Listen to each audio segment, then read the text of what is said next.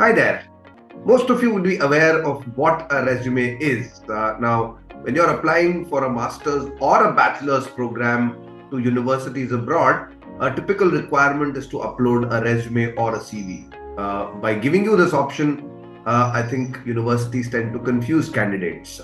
In this video, I'm going to talk about what are the basic differences between a resume and a CV, which one is applicable for a program, one that is professional, one that is aimed at academic research in the future, and also if you're applying for a job, which one should you go for.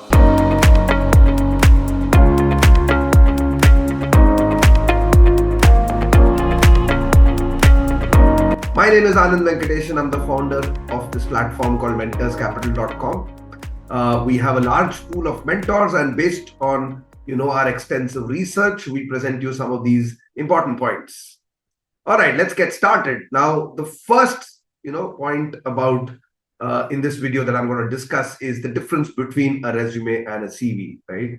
Now, a resume is actually a quick synopsis of your academic achievements, your work experience, your achievements in extracurricular activities, as well as the positions of responsibilities that you would have held across school, college, and work.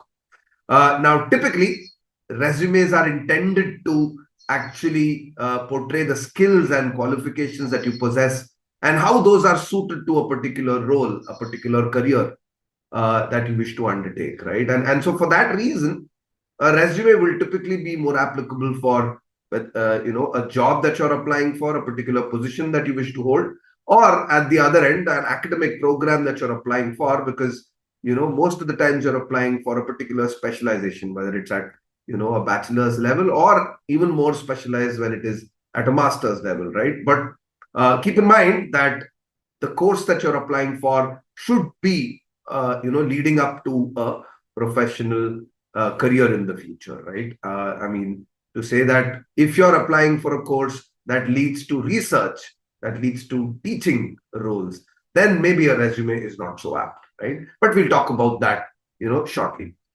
All right, so we've learned about what the resume is. What about the CV? What about curriculum vitae? Now, a curriculum vitae is actually a more descriptive document. It contains all your body of work, whether it comes to academic, education, academic awards that you've received, all sort of, papers that you've presented, research that you've undertaken, any presentations and conferences that you attended or were part of. And finally, even, teaching responsibilities that you might have essayed in your career thus far, right? Unlike a resume, a CV is, more detailed. It tends to be quite expansive in terms of describing the breadth and the width of your, of your experiences. And for that reason, a typical CV can run into 3 to 5 pages, maybe even more, maybe 10, 20 pages as well, depending on the kind of experience and background that you come from, right? And so CVs are longer, resumes are much shorter. A typical resume is actually a one-pager, but if you have work experience and substantial experience at that, it could run to maybe 2 or 3 pages, but substantially shorter than the length of a CV. And so that's one big difference. The second big difference is that a CV tends to be more detailed in terms of your academic achievements, in terms of even your professional pursuits, but for professional pursuits pertaining to a particular field and the depth of your knowledge in that particular field. A resume, on the other hand, will give you a basic synopsis of a lot of things that you've done in life, including your leadership, your ability to work in teams, but it will actually give only detailed information about the skills and qualifications in a particular field, right?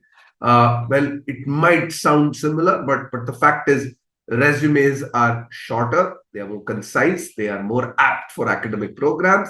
CVs are more detailed, and hence they tend to be more applicable for doctoral programs that you're applying for, maybe even master's program that have a thesis component built in, essentially a career in research, teaching, or or academia. That's where a CV typically will be used unless explicitly asked for, right?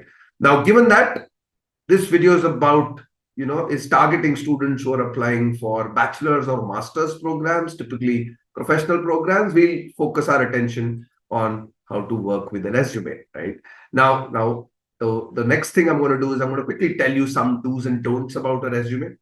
Now, we've all, come across resume builders. In fact, with the age of technology, we find that there are plenty of resume builders that are available online, and students tend to use this all the time because they're convenient. They flash, they're nice and colorful, and the tendency is to imagine that those would be good resume formats. Now, let me tell you that when you're applying for a master's program, it's a professional program. It's also a program that is, where admission is sort of judged by a panel of experts. And what tends to happen is that the preference is given not to flashy formats, not to, colorful, jazzy formats, but to actually, not take away attention from the actual content of the resume. So my suggestion to you will be keep a simple format, right?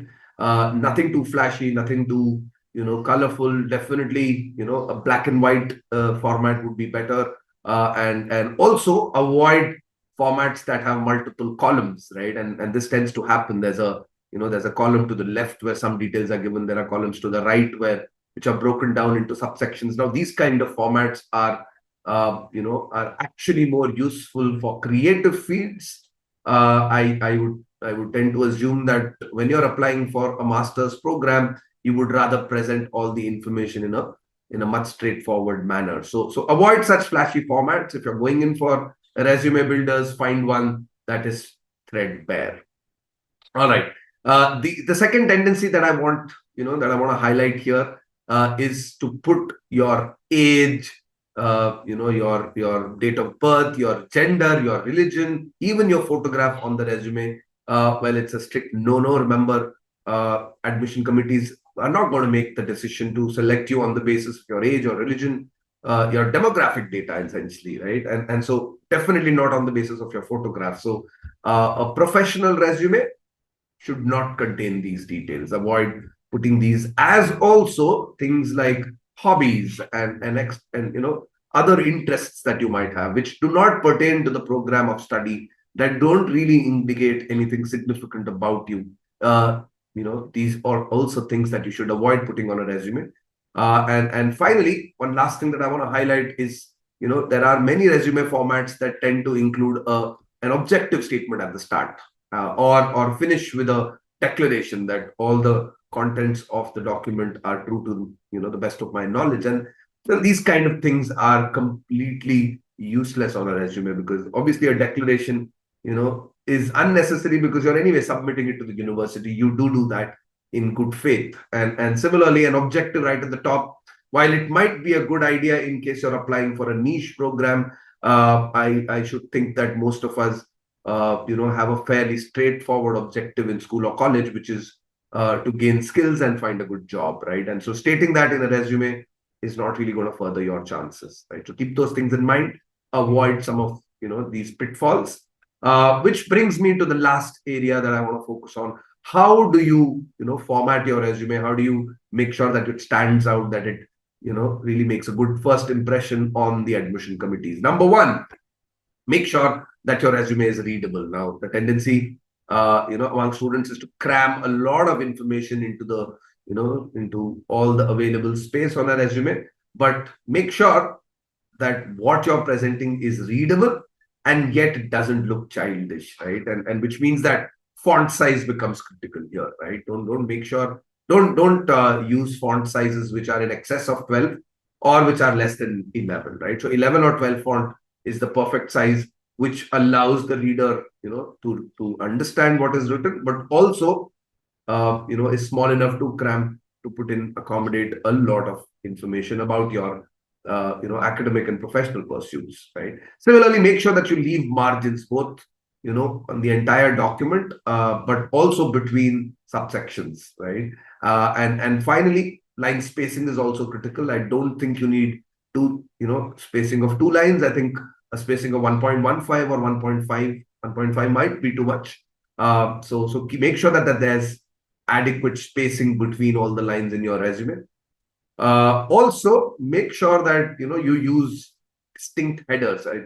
The resume should be built into different sections. Your academic record, your academic achievement should be distinct from your extracurricular achievements, also separate from your professional pursuits, whether it was a job or an internship, as distinct from your projects and other kind of research work that you might have undertaken. Right. So make sure that these are all different sections.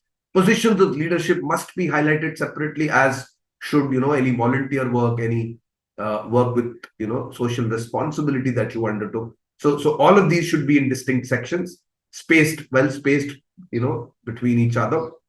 And finally, make sure that your entire resume is consistent, right? And I mean consistent from the standpoint of the fonts that you use, capitalization of words in your resume. Make sure that you write in bullets. They don't need to be entire sentences, but the construction of the bullets and the construction of your statements in the bullet should also be carefully looked at. You don't need to complete sentences, but you don't need to leave them hanging as well, right? And space between bullets is also critical, right? And are you creating sub bullets, or if you are, then do they stand out? Do they have a different font size? These are all thoughts and considerations when you are formatting your resume, right? But a basic resume, well formatted resume, will have different headers, will be consistent in format, in font, and in spacing, and finally will be extremely readable, will have less empty space, and yet whatever you've written will be crisp and readable, right? So those are initial thoughts I want to leave behind with you. Do watch my next video where I'm going to tell you a little more about how to format a resume and make it more impactful, right? So one thing is to make it legible, to make it readable, and the other thing is to create a really, really good impact on the target audience, right?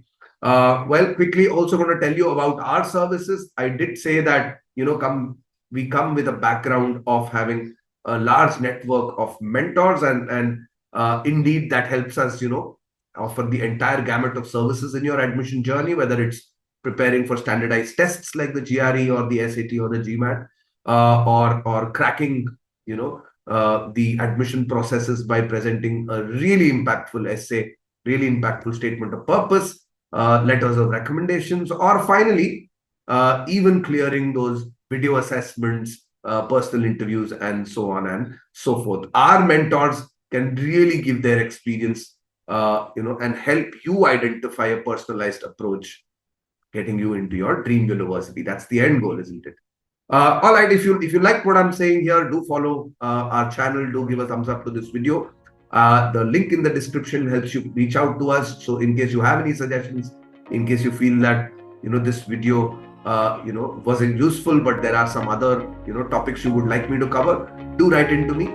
Thank you. Have a great day and wish you all the very best.